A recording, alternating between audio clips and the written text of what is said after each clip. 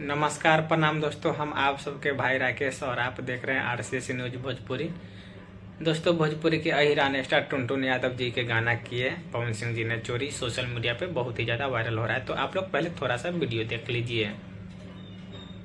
बड़े से लेके छोटे से लेके हर लोगों ने हमारे गाने को कॉपी करते हैं। बपौती है पूरी इंडस्ट्री में केकर चोरी पवनवा करी रे।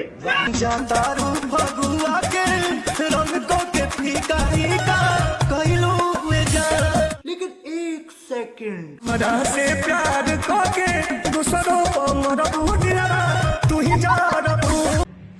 तो दोस्तों, आप लोगों ने वीडियो देखे और आप लोग कमेंट कीजिए कौन सही है कौन गलत है, कौन किसका चोरी की है नहीं की है।